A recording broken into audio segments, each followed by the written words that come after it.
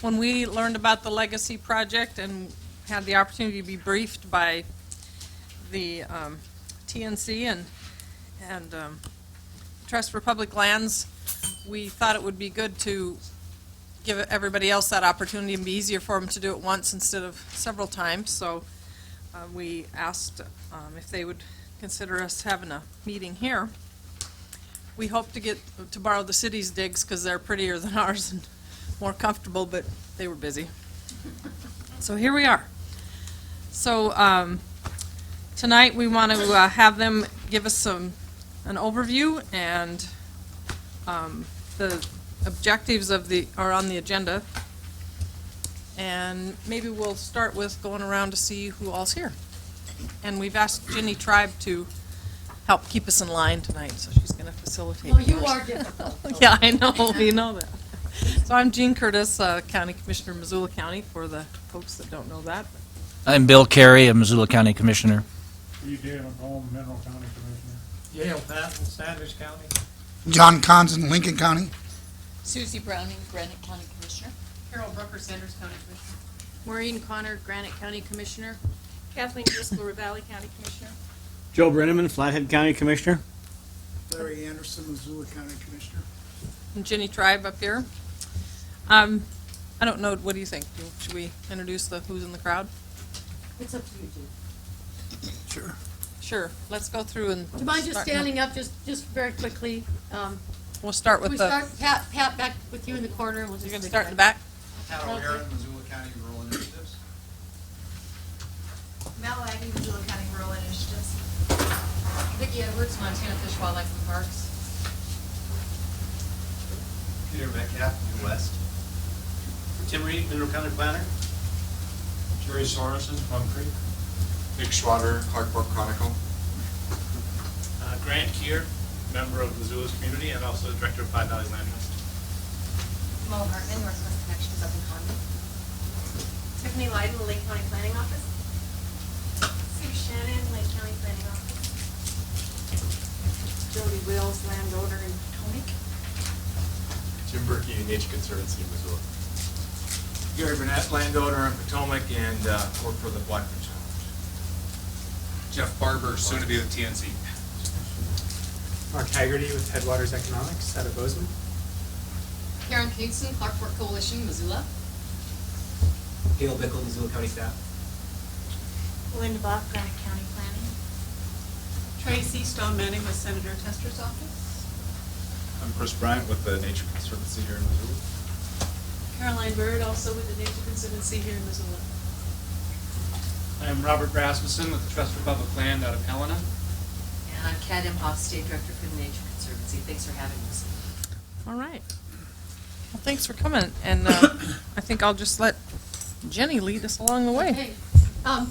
What we thought we'd do tonight, first of all, is have the Nature Conservancy, as well as the Trust for Public Lands and Headwaters Economics, be able to come up here and kind of guide us through the project, a little bit of overview and updating on the project, as well as kind of the process a little bit and how they got here, how we all got here. And then we're going to open it up for limited Q&A of the commissioners that are up here at the table, because this meeting was designed to have those county commissioners be able to ask the kind of questions they need. And then I think we've asked those groups to talk just a little bit about roles and responsibilities. What'll they be doing? Do they have expectations of counties? Does Plum Creek have a role as it goes forward, et cetera, et cetera? And then we're going to ask for some input from the county commissioners that are at the table, and we hope out of that input to kind of give these folks from the Nature Conservancy and the Trust and Headwaters some feedback about how you want to interact in this process. We're not going to try to come to consensus or any of that kind of stuff. We're just going to brainstorm some of those things. So they have a starting place in terms of starting to create and invent that relationship with all of you. And then before we close, we'd certainly like to give members of the public an opportunity if they want to make comments as well. We're going to limit that to a couple minutes a person because we're really going to try to honor the time frame here of 8:30. Got a lot of people that drove in tonight and still need to drive home again. And then I think, Jean, you're going to close it by talking about at least where Missoula County intends to go from here. And as Jean said, they were willing to host this meeting, but not in any way are they suggesting that other counties need to do it the same way. But we've also put a number of names up here from those contact groups, and I know that when they walk out of here, they really want to have some ongoing connection with the counties that are represented, regardless of what that process looks like. So, sound okay? You guys all right? John, you okay? I'm okay. All right, good. So, could we ask those folks, now we've got a map up here on the wall. We're trying to do this with microphones. We tried not to make this too fancy with PowerPoint and all of that business. And we'll do this in kind of a relaxed way, but I'm going to ask if maybe the commissioners could hold their questions until the obvious pieces, where you might say, everybody get it? Are there any questions? And I'm going to hold the questions to the commissioners that are up here, and then take questions from the public when we do the public input part. Okay? Thanks, Jeannie. Do you want? You bet. Should we sit? You can do whatever you want. Stand on the table. I like standing next to the map. Okay. First of all, thank you so You're gonna need much. the hand mic, I think. Oh, do you want me to? Would it be better? Wait, Is that- No worries. we make sure it's on. Because you're on TV. Thank you all so much for coming. Thank you for reminding me to use the microphone. But thanks so much for coming. And it really is our pleasure and honor and our intention to start this off by really saying we want to work with you, the counties. We want to work with the county commissioners and the people of the counties where you live. And we're asking for your help. And we're asking for your participation and really your insight, your experience. And we really want to hear what you all think and what you have to say. So thank you. And thanks all of you for coming too. Just as a background, Robert and I are kind of going to tag team this, but we're new at it because we're just now starting to say we have a purchase and sale agreement with Plum Creek. And I know that Jerry isn't going to be presenting right now, but I do hope we put him on the hot seat with some questions, because we've got a tremendous resource with Jerry Sorensen from Plum Creek in the back corner. So thank you so much, Jerry, for coming.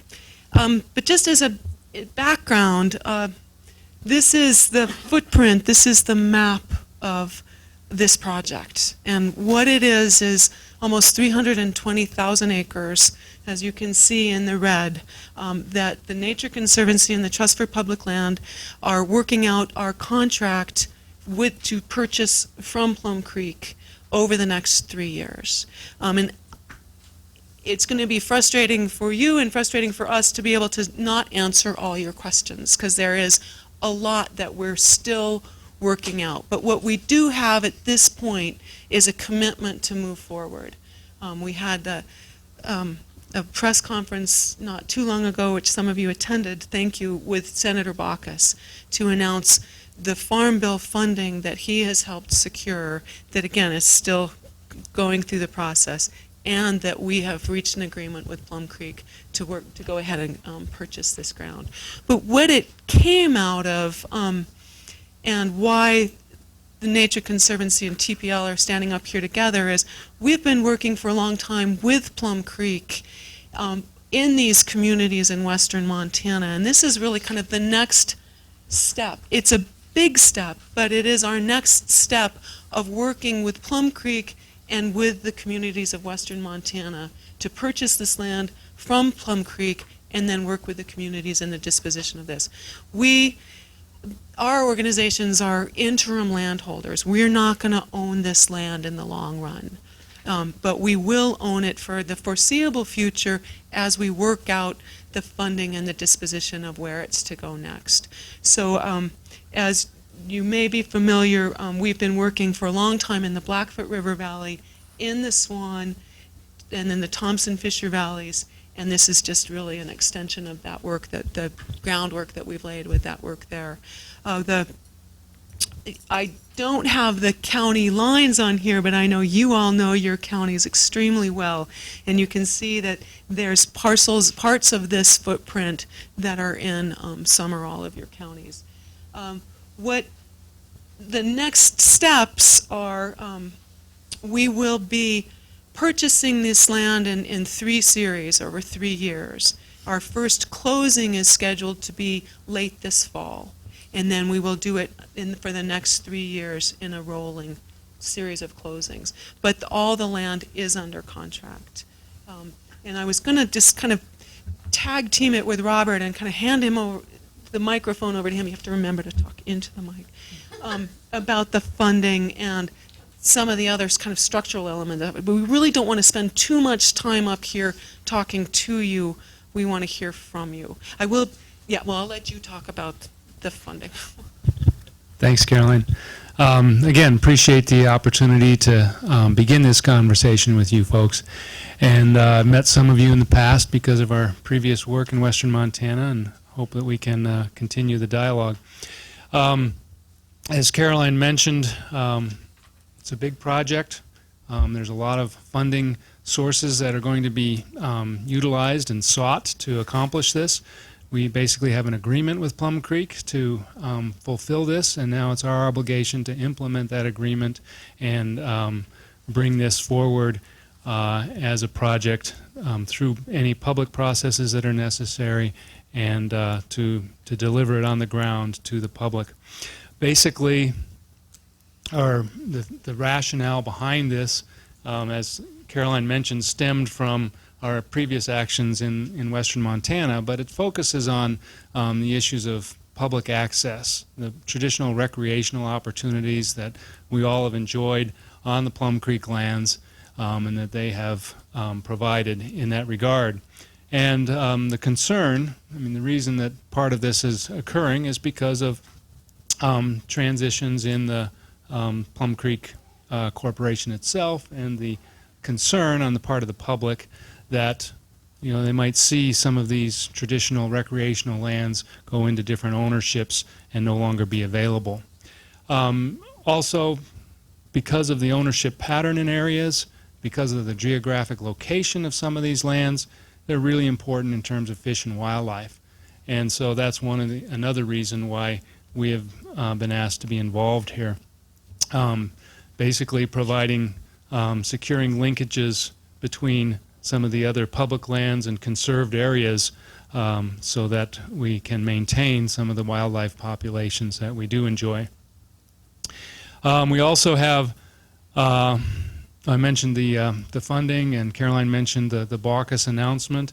There is an opportunity there for us to apply for a significant amount of federal funding that does come with strings attached, and that does mean that if utilized, a portion of those lands would need to go into federal ownership. And so that's an issue that we'll be addressing down the road. Similarly, we'll be seeking funding opportunities through state sources as well, and we'll be looking at a variety of opportunities there, and also private sources, whether that's private investment in terms of timber companies, otherwise in terms of private foundations or private individuals that have an interest in achieving the same objectives that we have. Let's see, what else was I going to talk about? Oh, in terms of management, the third element of this, I mentioned the recreational opportunities, the fish and wildlife resources. The other aspect that we know is important and has been expressed in the communities that we work with is the forest-based economies. How are we going to maintain the forest-based economies we have? How are we going to participate in any transition in those industries as we've seen in the past and anticipate in the future?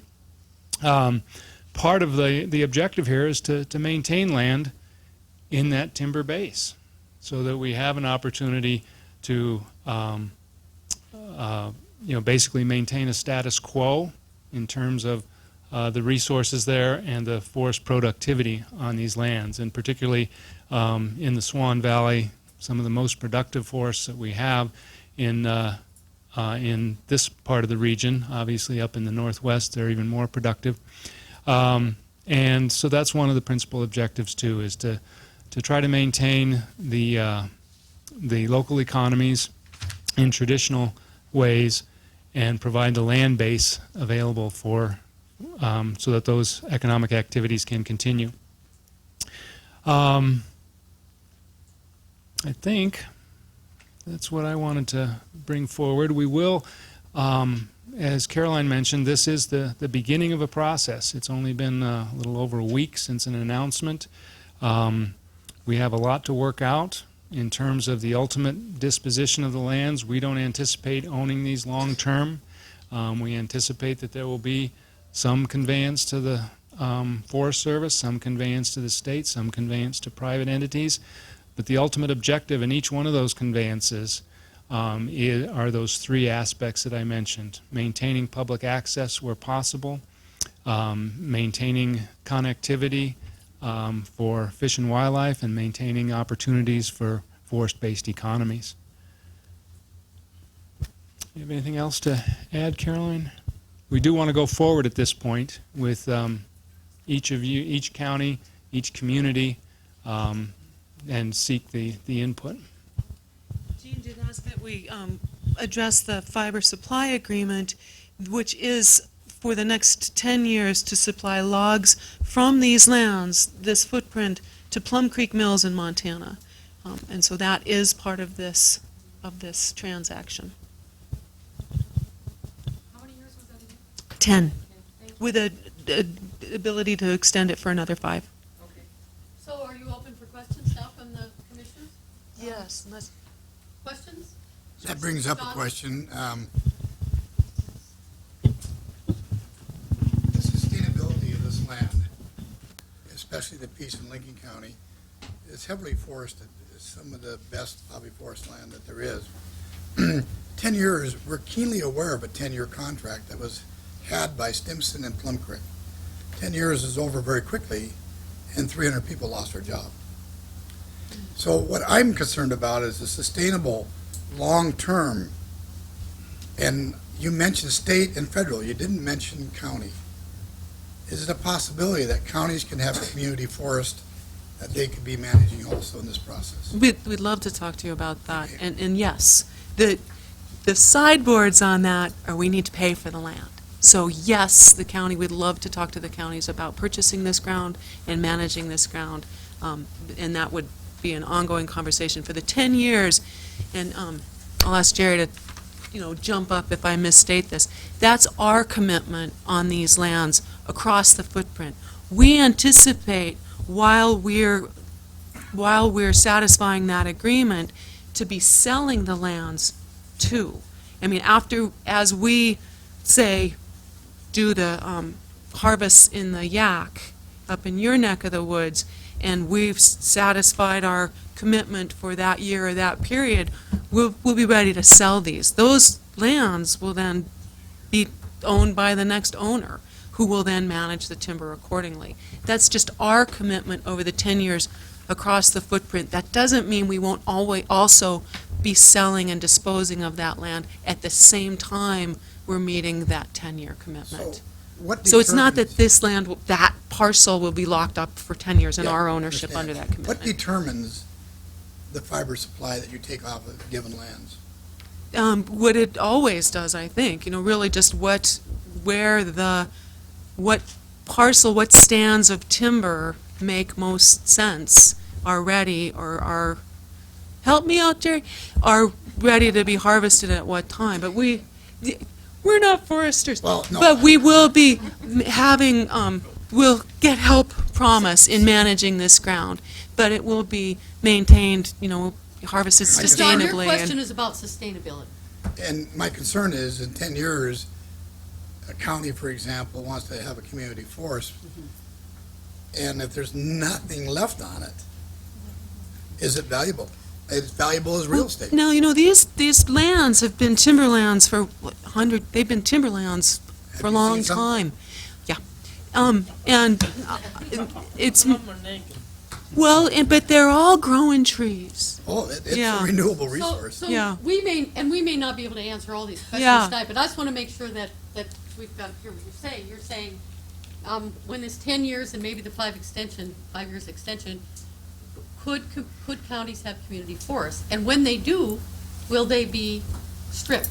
Or will they be bare land? Will they be not usable in a sustainable way as a county? And the other portion of that is, I think the Swan, the Blackfoot, Sanders County, Lincoln County have formed groups that are very actively involved and engaged with a cross spectrum of the folks involved in this business.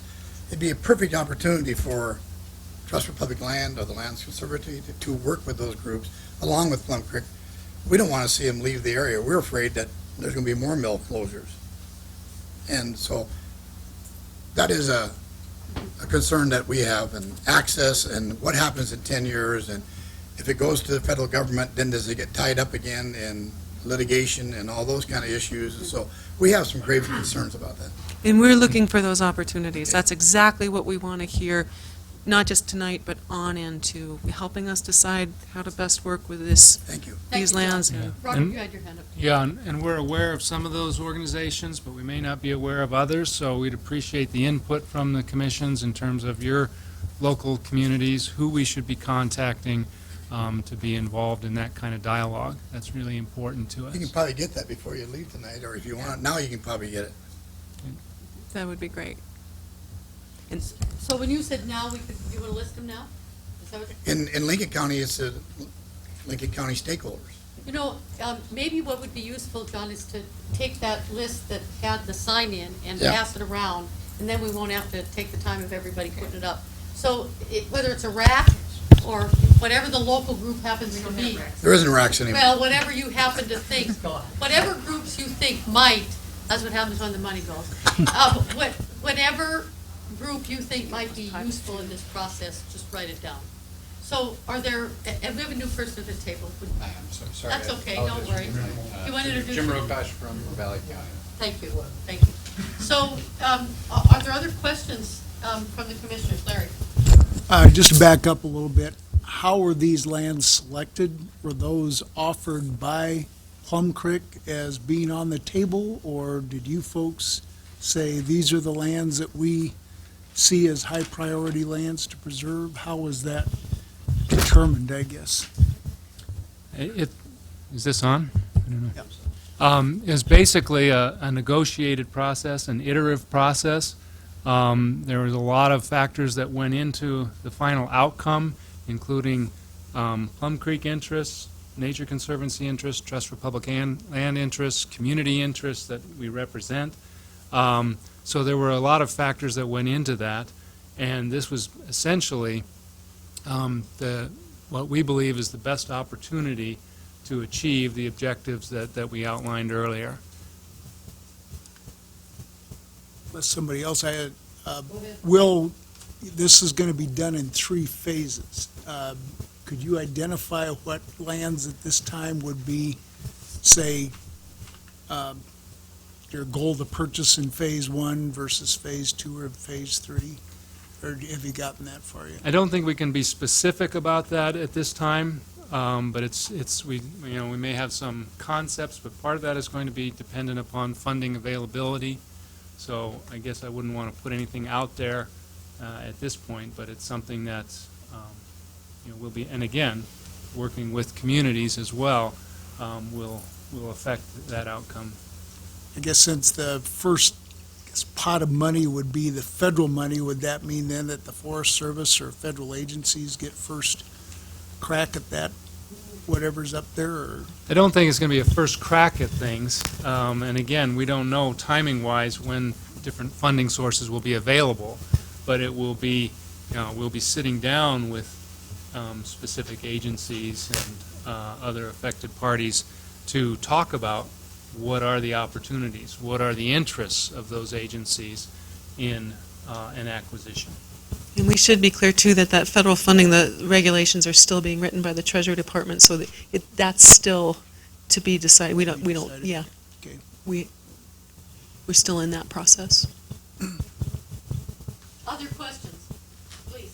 Well, when you take ownership or start controlling it, what happens to the taxes? Are you paying the taxes? Yes, we will pay property taxes. We pay property taxes on all the land we own. Because Mineral County is looking at if that road includes like 60-some thousand, if it went down. Okay. And that's, could I have a, Oh, go ahead, go ahead. No, you go ahead. You were. Okay. Robert, with the sources of funding, you named federal, states, and private, do you know what percentage you're going to need of, say, private source funding? And has there been any interest from private groups? we have some ballpark ideas, but, and some of that I think was released in Senator Baucus's statements early on. We're roughly looking at about half of the funding perhaps being coming from federal sources, another significant portion from the state, and an equal or more element from private sources. And yes, we have had private interests. There's no question about that. So there will be some private funding coming into this.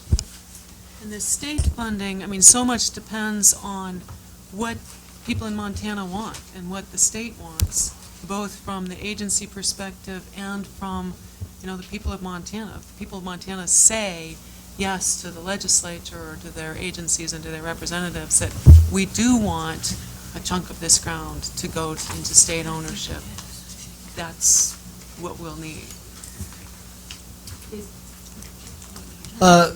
Tax base is the big thing for the counties. Sanders County, 72 to 75% is either in tribe or state or federal. And the Thompson River conservation easement left it in the tax base. And this is what we see a problem with this new agreement. Above Plains there, we have a checkerboard of state lands and Plum Creek, and then we're supposed to buy those lands where the county roads pass through them, easements. This is one of the things that bites us, that the incongruity that Plum Creek and the state and the tribe can have agreements, and then the county is supposed to keep the roads up and pay on the county part and buy the easements. That's been for 5-6 years. We haven't bought any, and they haven't put any toll booths up. I don't know. So you want me to put bites us? Yeah, let's get some of that state stuff. Okay. Yeah, All right. and at least if it's in the state lands, it goes, the timber receipts would go to the school trust, and I think that's important. And that's something, those are all issues that we want to sit down and work with you on. I mean, the tax base is really important, and we figure out what the implications of this are going to be. And Well, the Forest Service in actuality can't take care of what they got. They can't cut a tree, so we're gonna be getting 25% money for sure. So this is a worrisome thing for Oh, you? yes.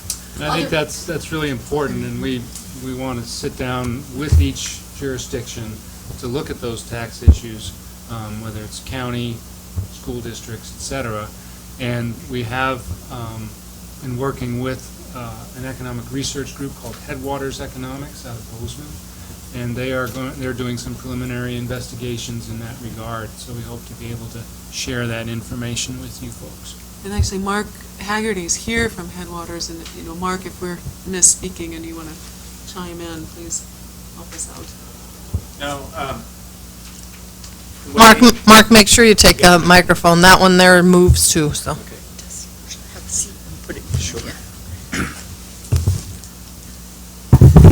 There are three things that we would like to know about the tax outcomes. The first is what you get now, what the current status is, and I've called the treasurers in a couple of your counties. Missoula County gets a little over $100,000 a year from the Plum Creek lands that would be a part of this deal if it's successful. Mineral County is about $37,000 a year, and Lake County is about $42,000 a year. So these are not insignificant amounts of money that we're talking about. What happens if the deal goes forward? It really depends on the future ownership of these lands. Fish, Wildlife, and Parks pays property taxes like any property owner. DNRC does not. Their receipts go to the schools, not counties. The federal government, as we know, doesn't want to pay us anymore for the land that they own in our counties. That's all in flux, but I don't think anyone here thinks that it's going to continue, at least not at the levels that it has in the past.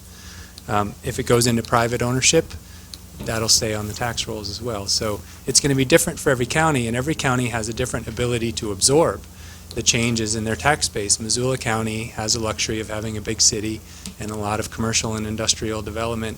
It's not going to hurt Missoula as much as it might hurt some of the smaller counties. The other thing that we would like to know is what would happen if these lands were not purchased as part of the Montana Legacy Project. If they were developed as rural residential, what does that mean for your tax base? Obviously, your revenues are going to go up. What does it do for your expenditures? If you got some commercial and industrial development off these lands, if they weren't purchased, what would that do for your tax base? So those are the three questions that we would like to ask. We can't ask them without your help. So at some point in the near future, I'd like to talk with you and see if your county is interested in having us come help you try to figure out what it means for you individually. So Robert, you said you want to know three things. Yes. What do counties get now? Yep. What would happen if the lands were not purchased? Yep. And then the third was? What happens if they are purchased and what the disposition looks like? Yeah. Do they go to the Forest Service? Do they go to the state? Do they stay in private ownership? That affects what the tax base will look like in the future. Thank you. Yeah. I can tell you that in our county, when they went private, John, can you point the microphone at you there for the tape? Thanks. and Jerry, am I right about 6,000 acres was sold to private? Jerry? In the Bow River, Lake Creek Valley, is that approximately the 6,000 acres that you're talking about? That Plum Creek sold to private real estate? 45. That, along with development in the county, made up for the lost taxes that we had when the Stimson Mill closed, which was a pretty big tax. So it does make a significant impact when it leaves Plum Creek ownership and goes into private. But Plum Creek has a special tax bracket, and our legislature gave them. Yep. And so I think that has an impact on how does this transfer. It's not just Plum Creek. It's all timberland owners in Montana. And they do get a preferential rate. And that's a good thing. It's meant to keep our timber industry in business. If they had to pay the equivalent of their real estate taxes, especially around Big Sky and places, they wouldn't be in business anymore. So that's not a bad thing. You know, unfortunately, we don't have a lot of information in Montana about what it would look like if it were developed. There have been cost of services studies that have been completed in 5 different counties. Flathead is one of them. Jefferson is one of them. And they say, on average, that residential tends not to pay its way. Commercial and industrial and timber and agriculture do. But we wouldn't want to rely on those studies. We would want to take an in-depth look in each county because that changes. And Robert, your name is up here. Robert. It's Mark. Mark. Your Yes. name is up here, last one on the list, Headwaters, and so people could email you. And I'm wondering if it might be a good idea, I'm talking loud because I don't have a mic. I'm wondering if it might be useful if we took this list and put it in the notes, so everybody had a copy of that list? Okay, all right, good. Larry? Yep. Carolyn or Robert, how do you see the involvement process going forward here? Would you see more meetings like this? This is obviously not a working meeting, so it's a chance for us to ask questions and kind of get these issues on the table, but as this develops, how do you see that unfolding? And it would be dependent on where the lands in the first purchase would be located, or do you see it being broader in scope? I see it being broader. I think we see it being broader in scope, that we want to talk to everybody about the whole, 3 years will fly by quickly, and so we need to get out into the communities now. We would very much like to come to all of the counties and have both a public meeting, which would be great to hear what people in the counties, what their questions and concerns are, but we also want to have smaller meetings too. We want big meetings, we want small meetings, we want to talk to user groups, we want to talk to watershed groups, we want to know whose kitchen table we need to sit at.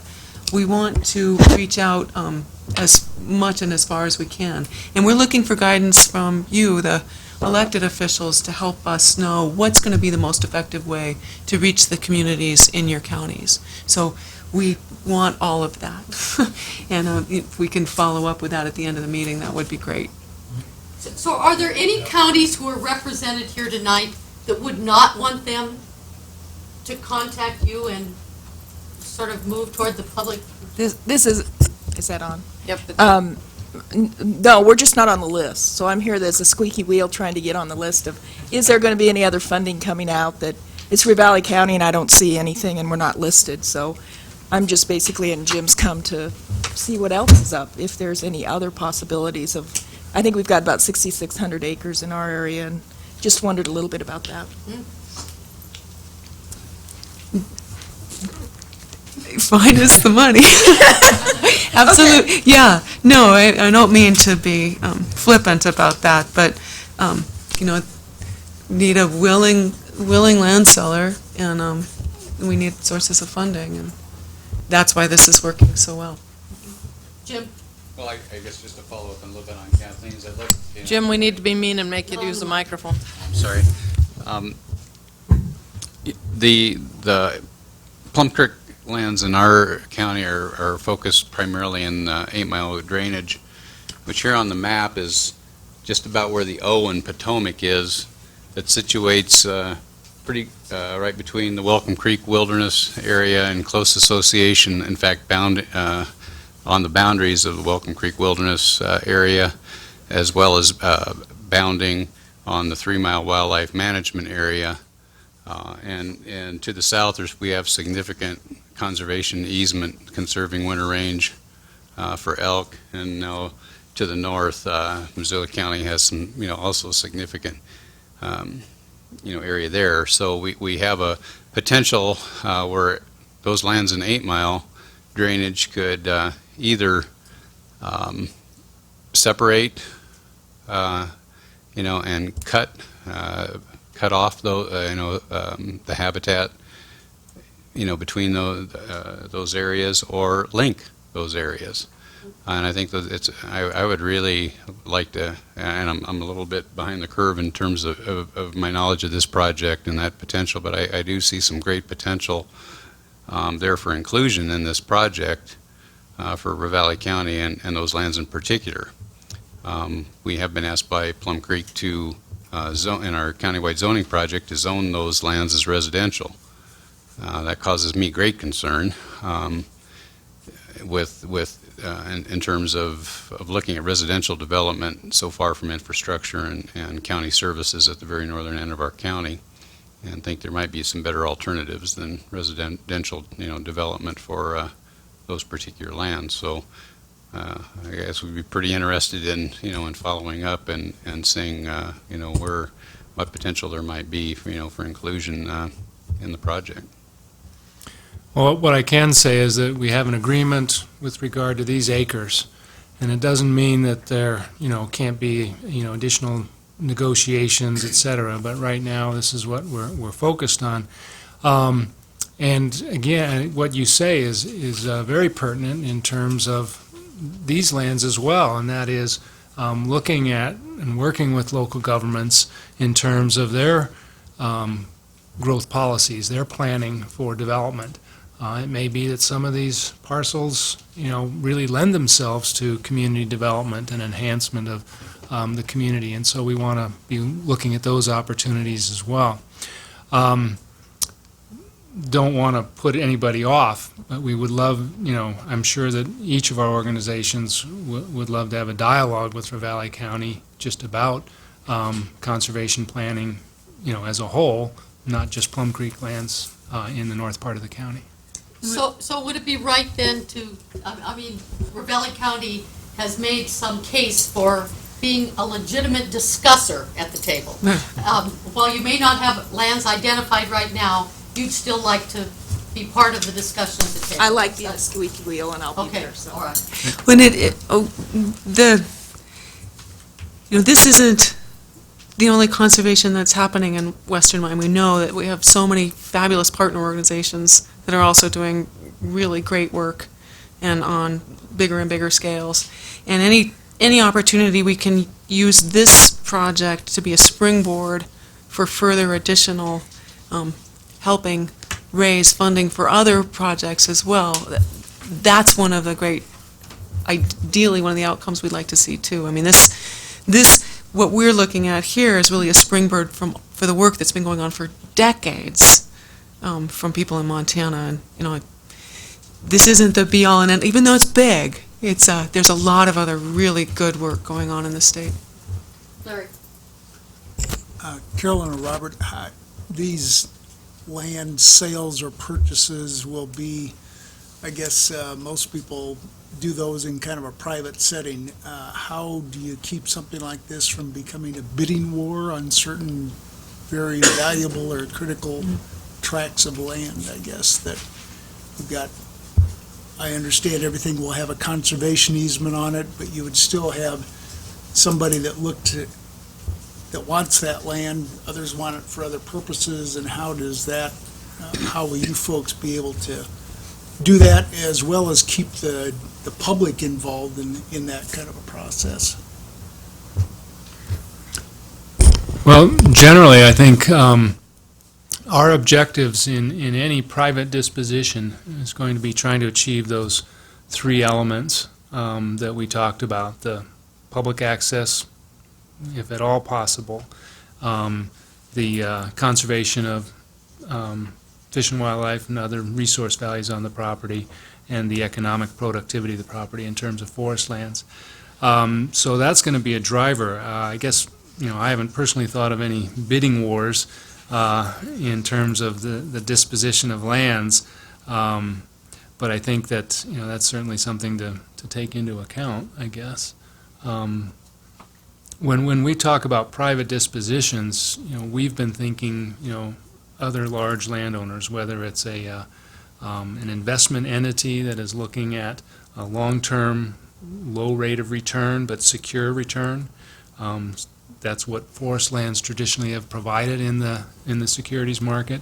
So I think that's kind of the concept we've been looking at, as opposed to a whole lot of 160-acre ownerships. I mean, essentially that's what we're trying to avoid. That kind of pattern of development. But you will use those three criteria: access, conservation values, and economic productivity as you're looking. Okay, please. I have a couple of questions here. First of all, thank you, Missoula County Commissioners, for setting this up and inviting us down. Sure, Joe. Appreciate the travel down here. You have referred to and have touted at the announcement the other week in Kalispell, public access and all of those things. And to follow with what Larry said, will all of these lands have conservation easements on them before you resell them? No, they wouldn't. The ones that are conveyed to the Forest Service cannot be encumbered with a conservation easement. The state, it depends on which agency it's going to and what the funding mechanisms will be. There has been discussion about. Well, I guess my real question is, will any of these be sold for residential development? It's possible. Again, that's anything, and the ultimate disposition is going to depend upon, the mix of, meeting those objectives, the funding opportunities, what's logical in terms of land management, maybe there's a chunk out there that just doesn't make sense for a public acquisition because it, So I understand that. So we really can't tout this as we have set this land aside for permanent public access, habitat, any of those things we've been talking about, because in fact, any acre out there could be sold for residential development. that's not our objective. I understand it's not your objective, but neither are you precluding that by any commitment now or in the negotiations you've done to point. We wouldn't preclude it in terms of, remember, I mean, we're talking about 320,000 acres, and there may be some small portion of that that we can't fit into a box of, public acquisition or private acquisition with a long-term conservation easement and public access. That's a possibility, but that's not our objective. It's also going back to a question, Gene, you had earlier, when we did a similar smaller project, it's hard to call the Blackfoot project small, but when we did the project in the Blackfoot, we went to each of the communities and asked the question, because each of those communities were worried about where they could grow, and they were looking at, well, we don't want all of the land around us to be constrained by conservation easements because we want to be able to grow at some point. We want housing available for children, et cetera, teachers and all of that. But what the question we asked each of those communities, are there any of these lands, these Plum Creek lands that we purchased that you would like to see available for housing? And of Sealy, Greeno, Ovando, Helmville, Lincoln, those communities looked hard at those lands that we were buying, and they, all of them except for Lincoln, said, no, none of these lands make sense to expand any kind of residential development. But Lincoln said, there's a 160, there's a quarter section on Highway 200 that's surrounded by subdivisions. We'd like to see that available for housing. And so we asked that question and we responded. I don't know that we'll be able to go to that level of but that question needs to be asked across the board. And not to say that we'll be able to do it, but we need to ask those questions. So if you go back to the involvement process up here, maybe that's part of what you're asking too, is that how will counties and local people be able to help make decisions about, will some of this, will we lose access on some of this? Will some of it be sold? And I think that's part of what you guys are trying to say, is that we need commissioners to tell us, how can we meet what you want to have happen? Well, that's one way of putting it, yeah. I'm not entirely comfortable with that. My next question has to do with, and I don't know how much of the negotiation process you feel free to discuss or are able to discuss. Was the Forest Service involved at any level, in any way, with these discussions and this arrangement? Was there any kind of a quid pro quo type discussion held regarding easements, access on any other Plum Creek land anywhere in western Montana? Absolutely not. So this is a completely standalone project Completely. with nothing?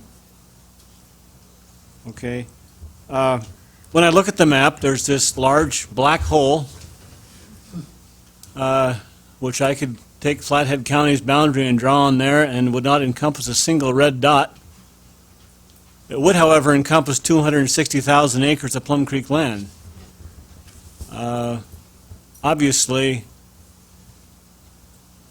the question begs to be asked.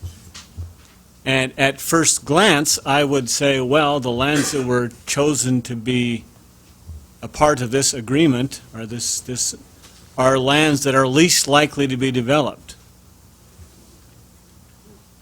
And while I certainly heartily endorse especially in the Swan, that's my hunting and hiking area, I believe in the project, but I am concerned about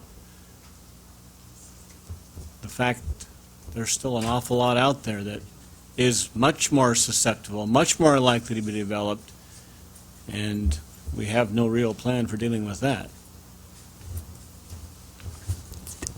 think Flathead and Ravalli County. Well, We- if we could get 6,000 acres, I'd be, Yeah, that's no, all we had, if that's all we had to worry about. yeah, it, 260,000, I- $250,000.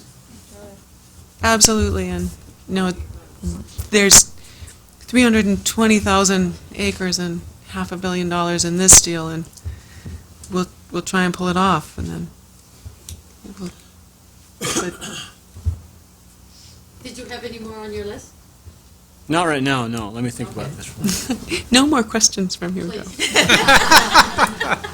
No, he already saw, he's a little hard to handle. Please. I have a question. A lot of these lands were at one time ACM or Anaconda Copper Mining, and I assume from my old experiences that there's probably mineral rights on those. Would they be lifted? How would they be handled?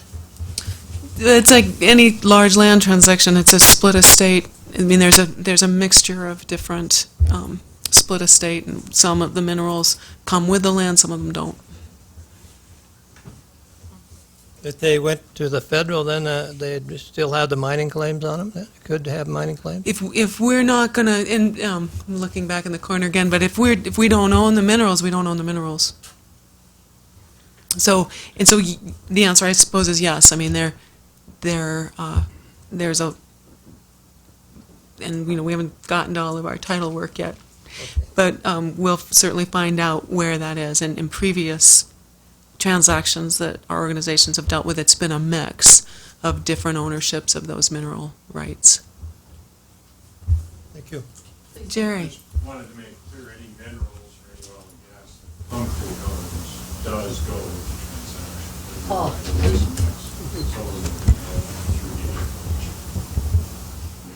We can't sell it.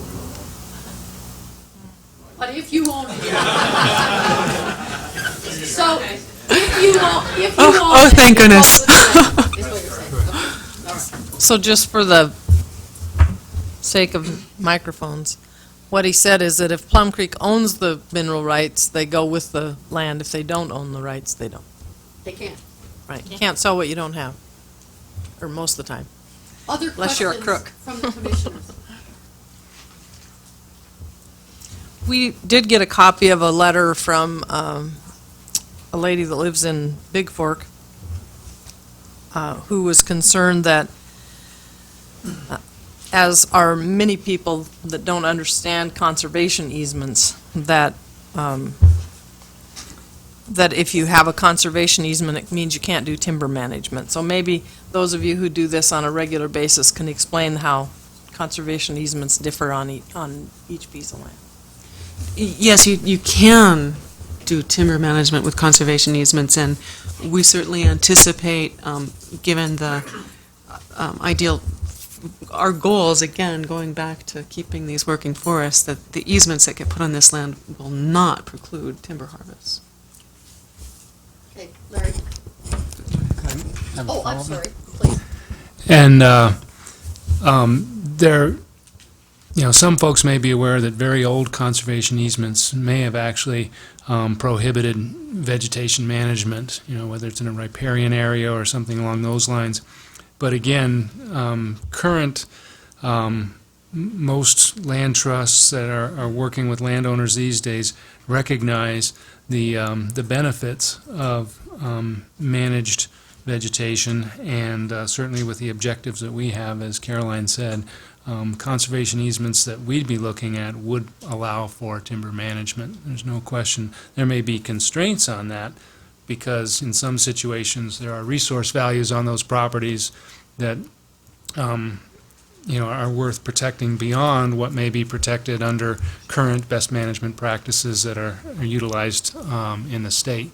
So, as an example, in a conservation easement that we acquired in the Swan Valley on some Plum Creek lands, we basically, placed an easement that protected bull trout fisheries and cold water fishery streams to a greater extent than they might have been protected under best management practices. So there's going to be a mix there, but generally, no, conservation easements in and of themselves don't have to preclude timber management.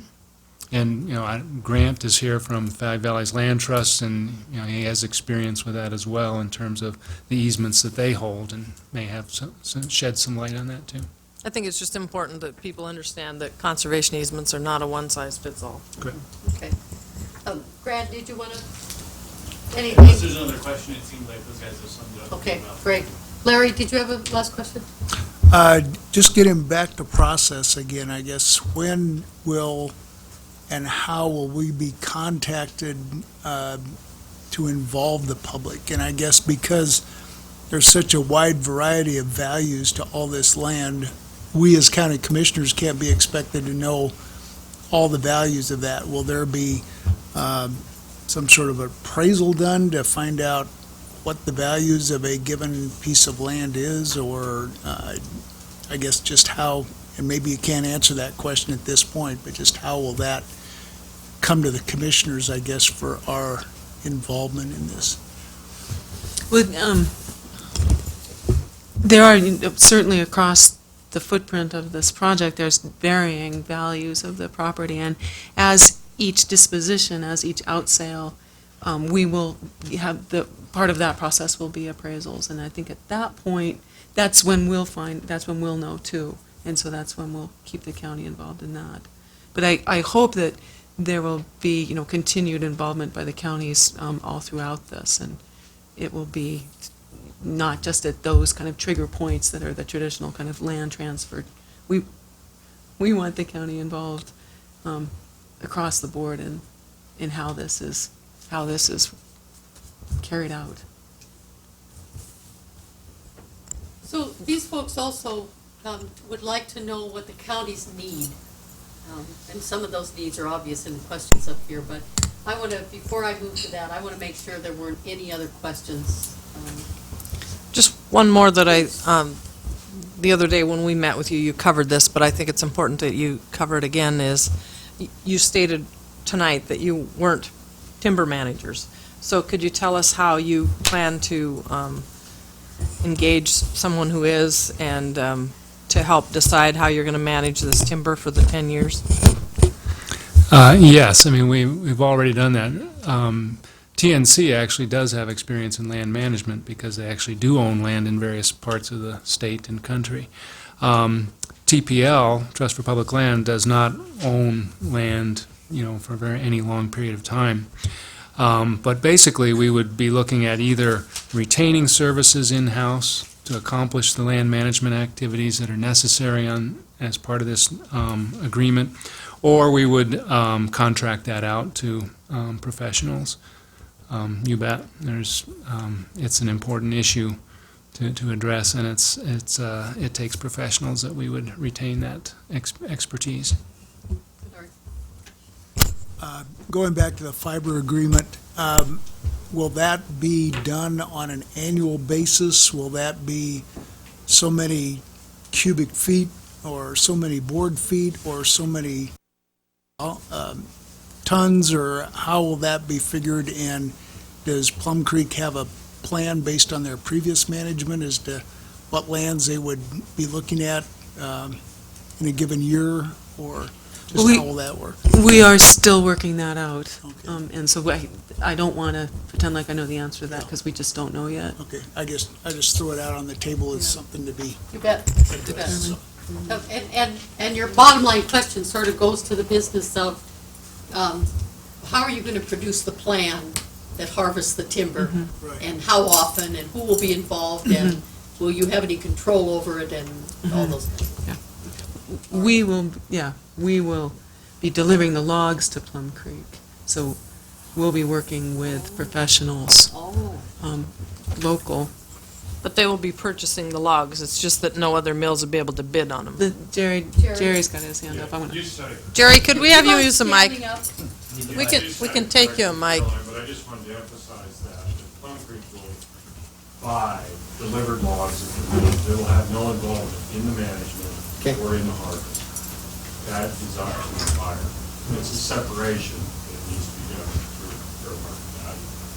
Jerry, can you say that again on the microphone? Well, it's just that you can't hear it on the television. Well, Caroline said it, but I just want to make it clear that the agreement provides a certain volume, which is still being worked out, to be delivered to the mill, and that our various mills that we own. Plum Creek will not be involved in the management or the harvest of any of the lands. That will be the buyer's responsibility, which Robert and Caroline said they will retain professionals to assist them in that, so. And that probably means you're not fighting fire either.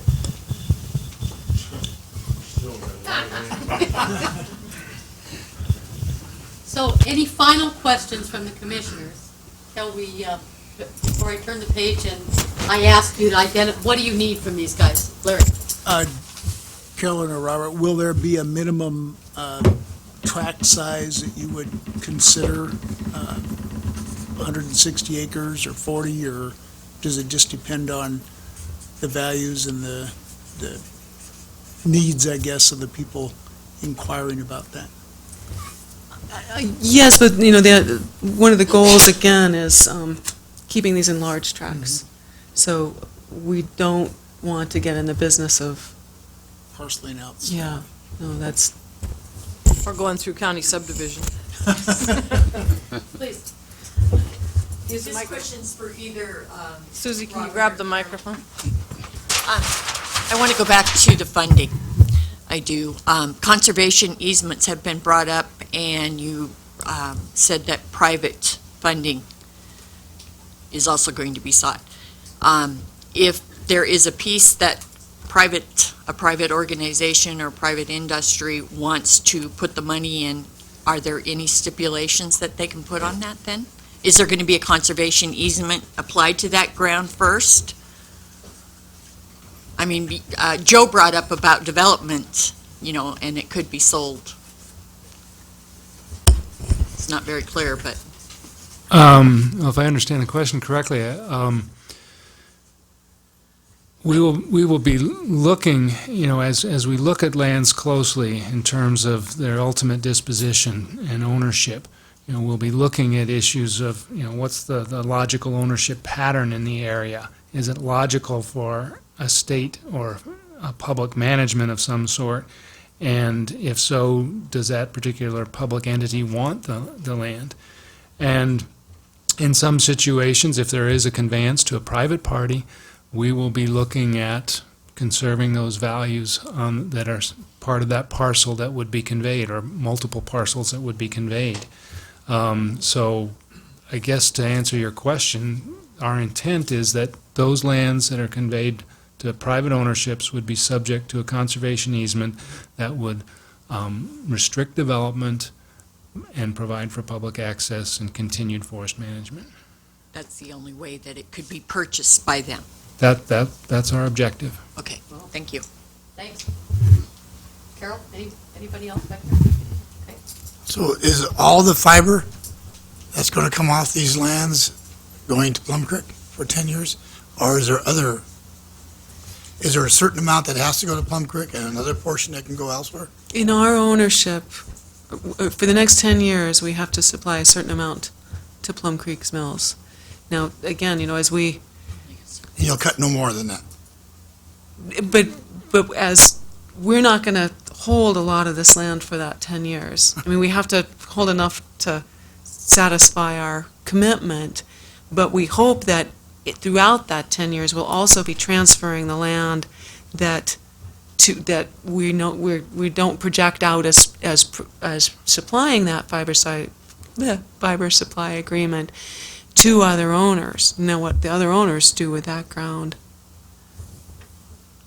is beyond our control. Well, the concern that I think counties have is I think Ravalli County's lost its mills, Missoula County's lost some number of mills, Superior, on up the line.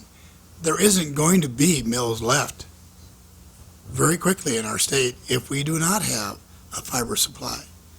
And so we need to kind of reformat what we're doing in this area as far as conservation groups going to zero cut and others going to massive cut.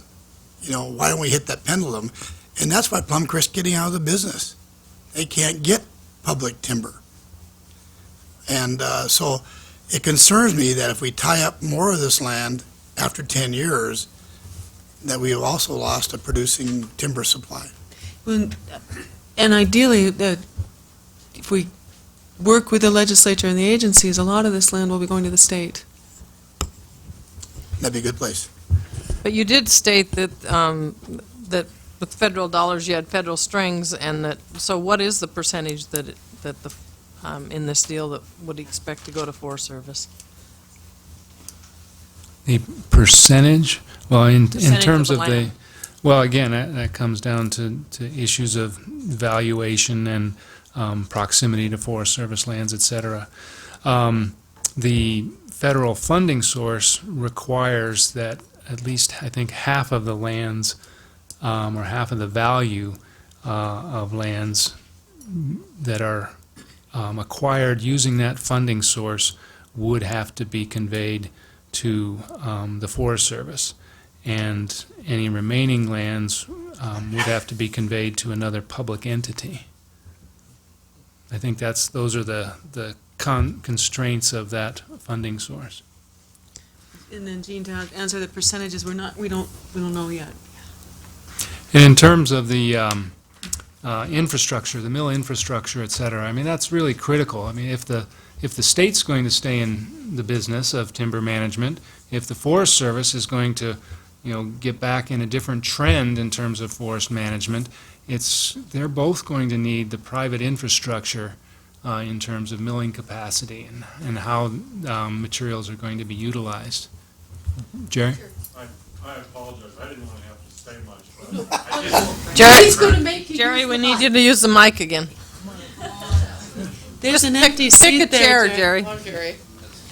just need to correct my good friend John here. We're not getting out of the business.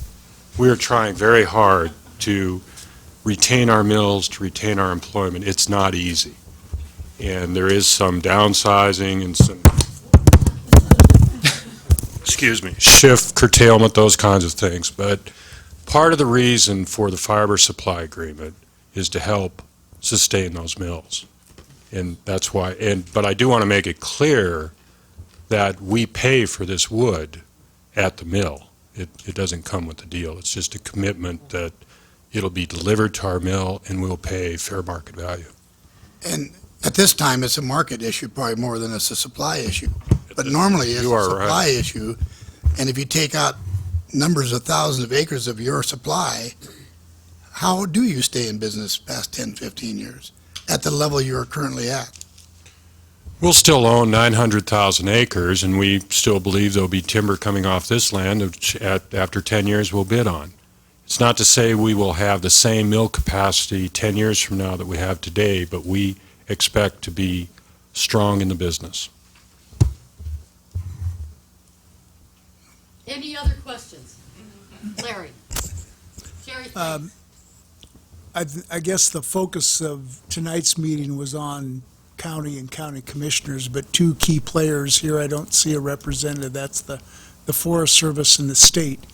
Will they be engaged along with us as part of that public involvement process, or will that be a separate discussion with them, since those are, as Robert said, you've got some restrictions on how much of this land goes to the various agencies and the government. So will we be involved in that, or how will that work, or is that still being worked out at this time? Well, it's still being worked out, so we should talk about it. Okay. But it won't be a side deal. You'll all be talking about it together. Yeah. Well, then I'm going to, if we could, Larry, did you have one last question? No. Oh, I've got a ton of them, okay. Well, then, what do the counties need from these folks as they go forward? Jim? Well, and it was brought up earlier, and I strongly endorse the conservation, goals, sustainability goals, as well. But what I heard in the percentage that would potentially be conveyed to the forest land, or to the Forest Service and other public entities, this past year, I've been a county commissioner for a year here now, and I'm very sensitive now as we engage in our budget process the second budget process that I've been engaged in, it's not looking very pretty. And I do have concerns about the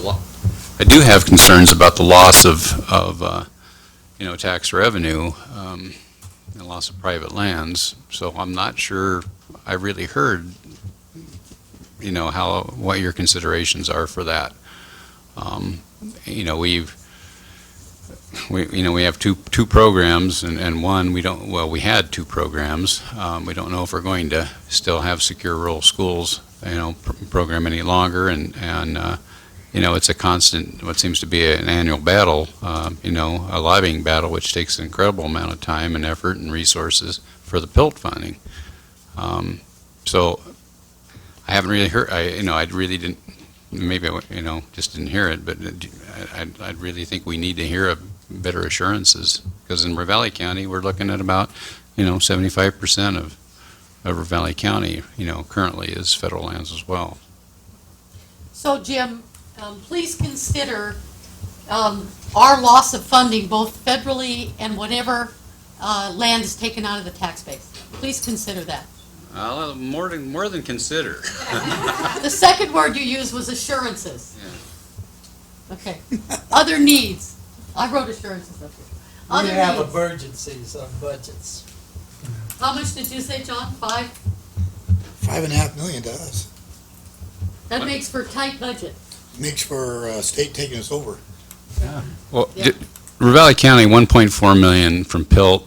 We're losing about $316,000 now through Secure Rural Schools on a approximately $23 million budget. Okay, thank you. What else do you need from these folks? Please. As we well know in life, and certainly as county commissioner, we don't get to do what we think is the very best thing to do. Ideally, this scenario would have worked out that Plum Creek would have said, you know what, we are committed to being a timber company, and not only are we going to talk about it, but we're going to do something, and we are going to sell the development rights off of this land so that we get some cash for our needs, but we are committed to staying in the communities and giving jobs. Using the generally accepted, I think, understanding that development rights sell for about a third of what the value of the land is, we could have preserved almost 1 million acres of Plum Creek land. And more importantly, we would have, or as importantly, we would have a commitment from somebody who not only says we're going to be a timber company and manufacturing timber, but we have shown we're going to do it.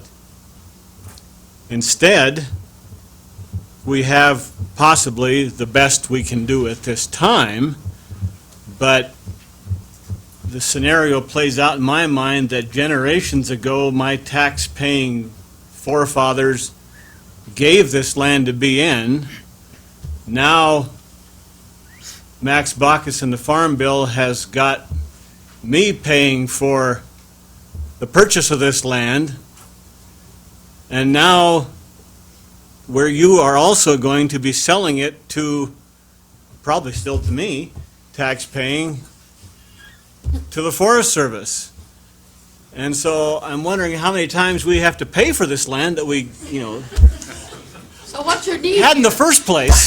So what's your need here? Well, the need really is summed up, I think, in number 8 on this little brochure telling us what a wonderful thing this is, that, 31 cents a dollar on every dollar to provide services and for timber and ag lands, and $1.94 for services on residential lands.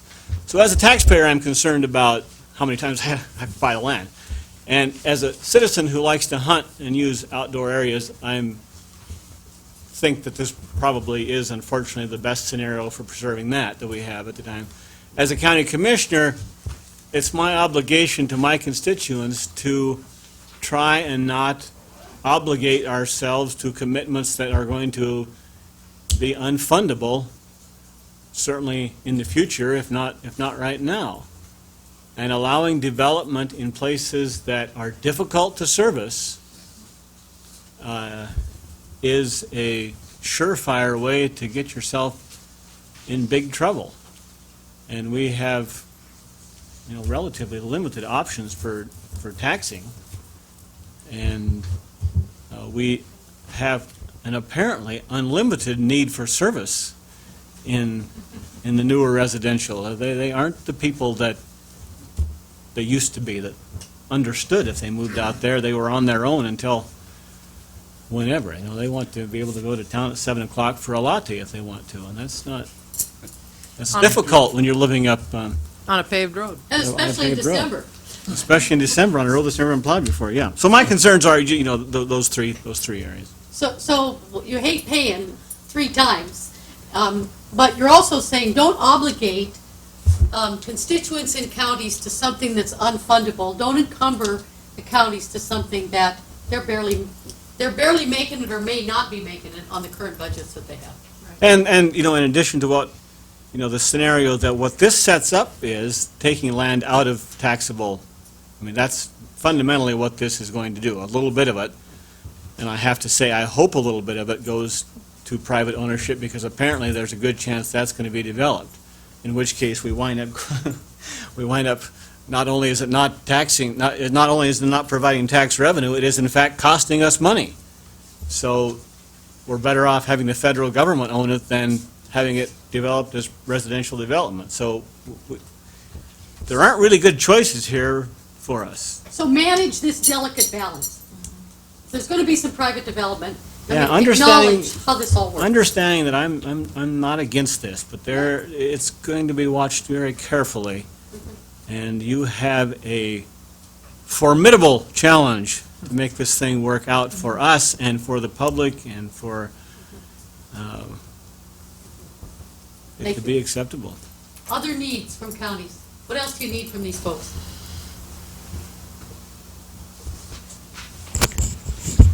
I would just like to see as soon as possible some sort of public involvement plan or something so that we know, as we look at our scarce and limited resources, how we can stay involved in this process along with everything else that's going on with the county. So I guess we would like to see something there, and then how this will play out over the next 3 years. Yeah, good communication. Maybe it should be scheduled, good communication. I think one other thing that would be helpful is,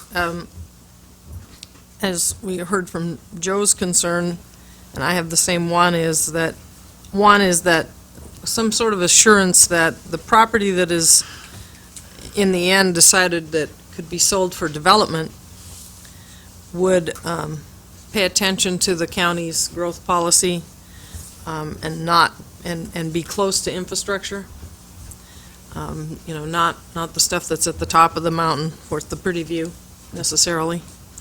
And that we'd find some way to encumber that land with deed restrictions or something so that it ends up, and I don't know how we do this, because it's a challenge we face too, so that it's primary homes for our workforce, that it's not second homes for somebody who lives in Florida.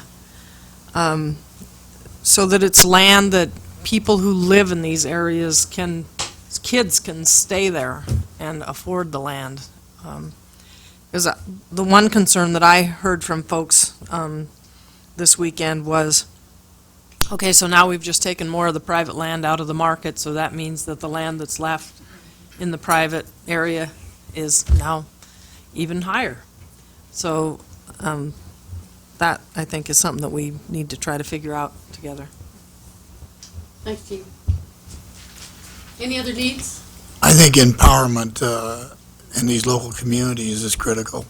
They were left out of this whole process, as far as I know, in our area, where this land was picked, how it was chosen, and I think it's critical that they become involved and become supportive of it, because when you're 75% owned by the feds, 12% owned by Plum Creek, 10%, you can see what's left for private land.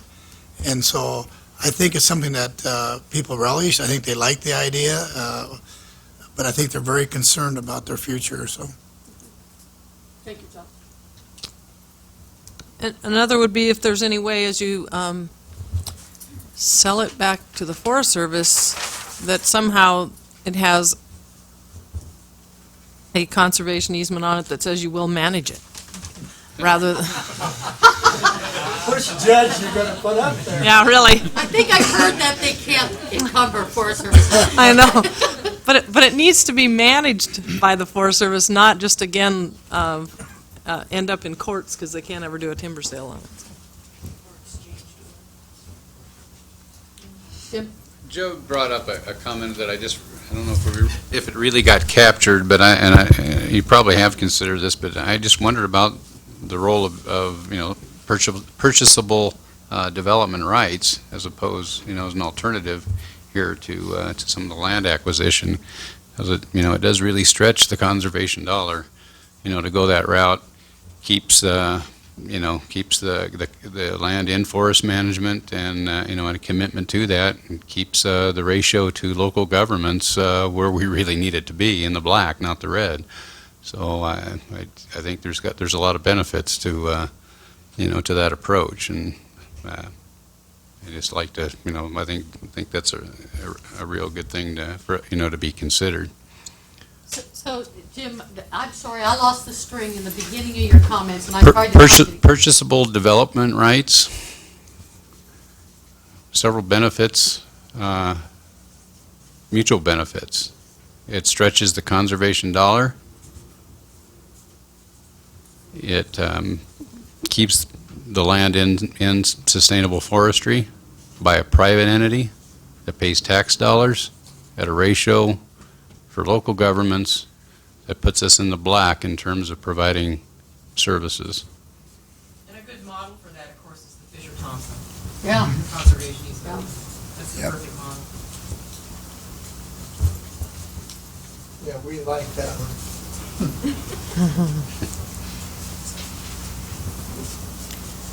Another one that they use in Colorado, and I don't know if it's Thank you, Jim. if it's on the books in Montana yet, but it might be something that we want to look at, is there when they have development rights that, some farmer wants to sell, but he doesn't have enough income for it to give him a good tax benefit, as some rich guy in somewhere else buys that tax benefit. So if we could, because the trouble is we don't have anywhere to put the development, or it doesn't benefit folks to sell it. So maybe there's some tax things we need to look at. So there may be some legislative or even at the county level things you could do. Okay. Just one quick comment. Plum Creek subdivisions in Lincoln County have been superior. I'd soon deal with Plum Creek subdividers than any private subdivider. They have been very, very positive, very easy to work with, quality subdivisions. They have a lot of backing, of course, they can make it happen. I don't know about other counties, but in our county, they've been very positive. So there is some good in development as long as it's done correctly. Thanks. So do you, folks want to talk a little bit about how you see your role as going forward? I heard Larry say, we'd like to see a public involvement plan right away, and then he said, because we don't have the resources. So that was a good, making sure you're going to do it. So how do you see your role as you go forward here? Well, I think that from our perspective, we see proceeding on a number of levels, with commissions, with community groups, with special interest groups, and trying, as Caroline said earlier, trying to meet with as many people as possible to make sure that we're hearing everything that, and answering questions and hearing people's perspective on this. So, and it may vary from county to county in terms of what our outreach plan should be. So we definitely want input from you folks in that regard. But that's, from a concept level, we're looking at a multiple pronged approach to try to reach out as much as possible.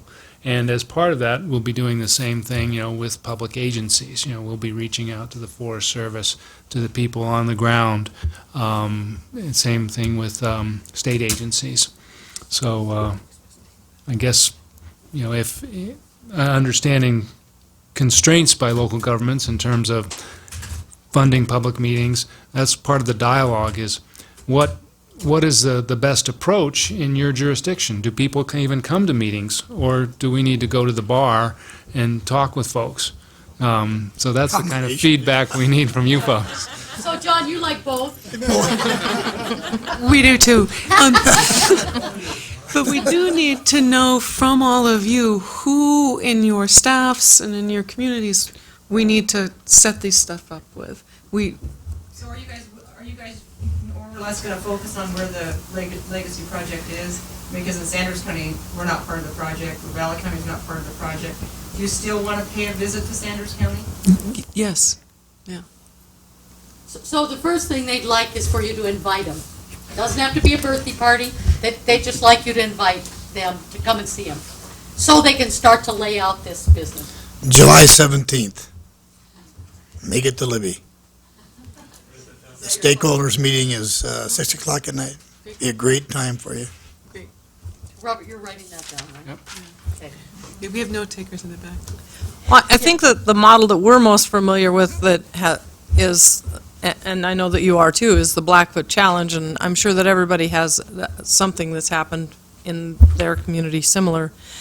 So this is kind of like the Blackfoot Challenge reversed, because we have the land, and now what do we do with the Blackfoot Challenge? We decide what, is what we want to do, and then got the land. So, but that model of really finding out what the communities value, what do they want to happen on places, again, is there some of the land that, I'm sure that in the Swan even, there's a couple pieces that are close to infrastructure that could be developed.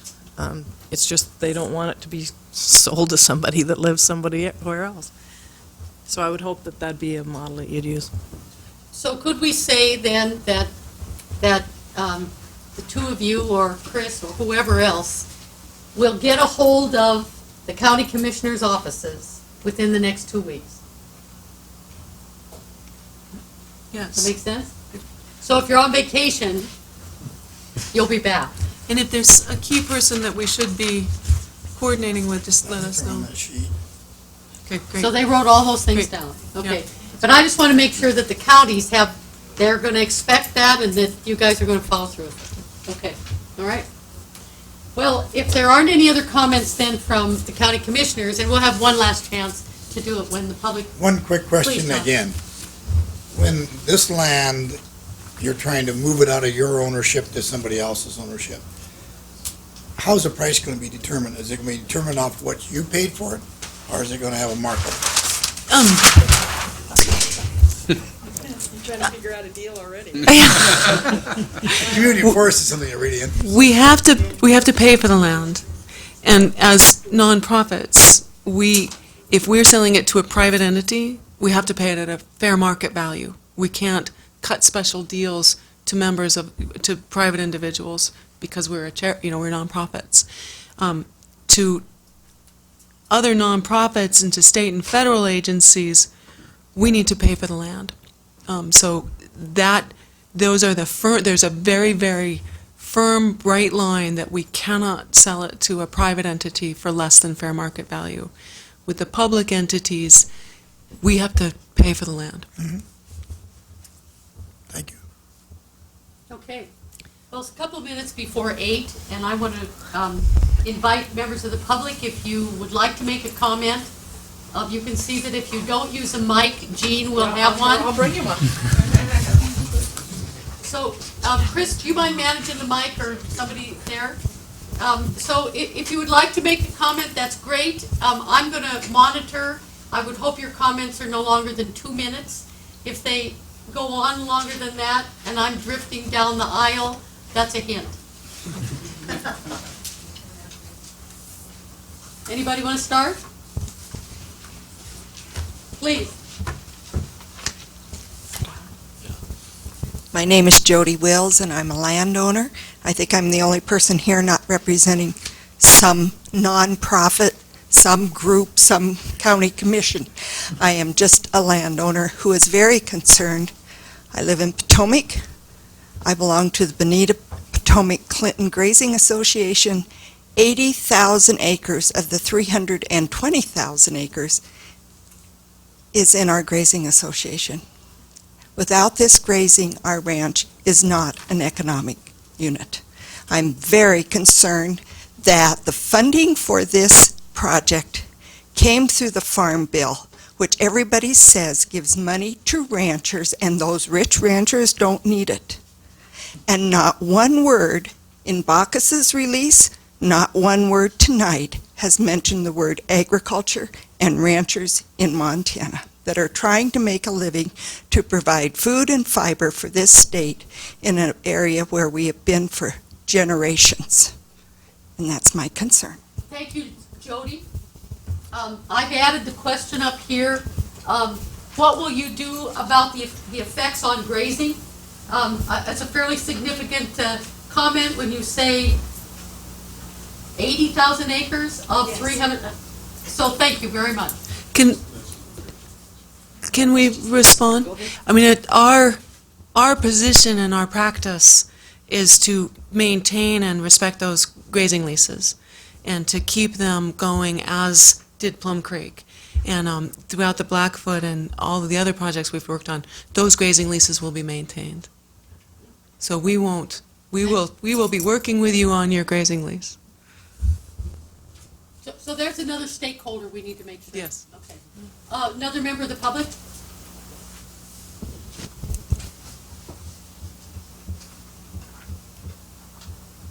Apparently everybody's just trying to get out of the wind. Well, there are several who are not making eye contact with me because they don't want me to say their names, so please. Wait till you have the microphone, Mel. Oh, okay. Something that you said just a few moments ago that got me thinking. I'm thinking about Ravalli and Flathead County now. You said you're a non-for-profit organization and you can't sell the lands for under market value. To private individuals. Okay. Can you sell them for over market value? For more than you paid for them? They aren't paying market value. When we sell to private individuals, we have an appraisal of that fair market value, and that's the price. Okay. And how about the money that'll be coming in from, as you're managing those lands in the next 10 years for timber harvest? Plum Creek has stated that they will be paying for the logs. So will that be a profit, or could that be a potential funding source to purchase more land? We don't anticipate, we anticipate the revenue from the logs to pay for the costs of managing the land and harvesting the timber, and also maintaining the land. I mean, we have stewards on the land that are working on the ground. Those revenue from the timber harvest will go back in to the land and paying the costs of maintaining it. Thank you, Bill. I added those questions too. Other members of the public have comments? Thank you very much for coming. Jean, would you like to close? My name is Tim Reed. I'm the planner for Mineral County. A couple things. Judy Stang could not be here tonight, and she just wanted me to convey a couple things, that she is very desirous of having a meeting in Mineral County. She's very important that the public from Mineral County have a say in primarily that Fish Creek drainage up there. Just one additional point about Fish Creek drainage. I think that some residences and a couple businesses in that area are afforded a certain service by having Plum Creek maintain those roads and provide that service to us.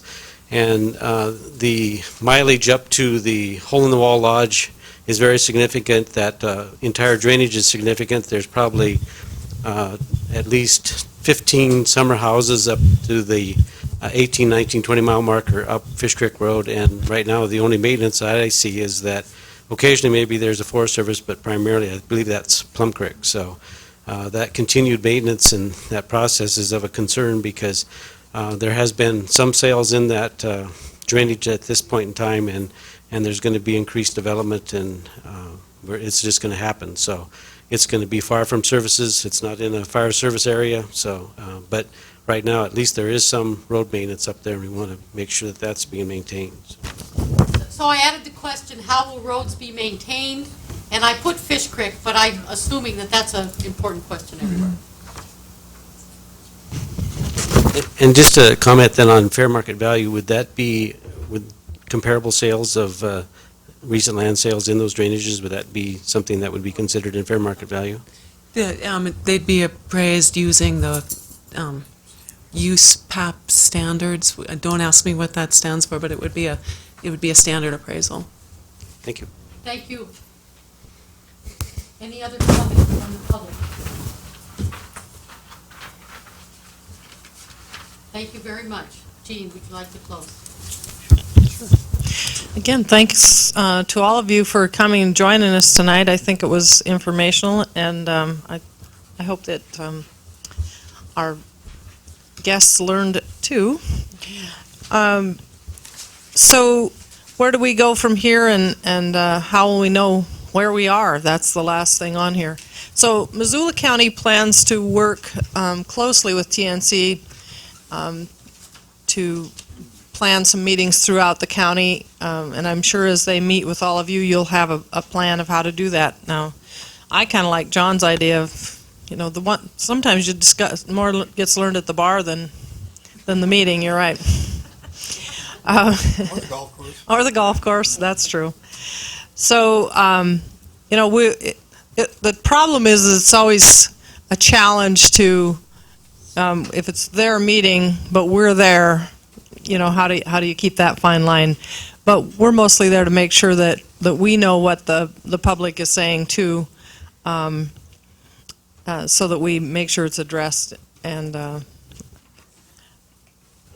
Pat, did you want to add anything about how, I don't know if we have any meetings planned yet, but make sure you get a microphone.